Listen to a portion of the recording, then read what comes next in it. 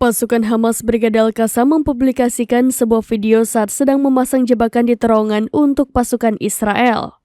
Jebakan tersebut diklaim ampuh melumpuhkan Zionis yang berupaya menyusup ke terowongan. Selain itu, jebakan peledak yang dipasang itu juga diklaim dapat menyebabkan infeksi parah bagi IDF pada Selasa 30 April 2024.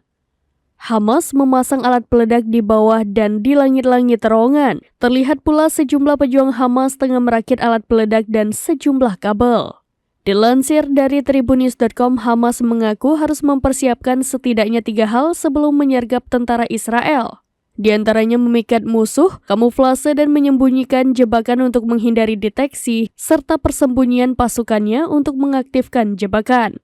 Dalam video tersebut, Hamas juga menunjukkan ilustrasi bom sarung tangan yang dapat meledakkan sekelompok tentara Israel. Pasalnya, bom sarung tangan itu merupakan perangkat anti personil yang menyebarkan pecahannya secara melingkar dan menyebabkan infeksi parah bagi IDF.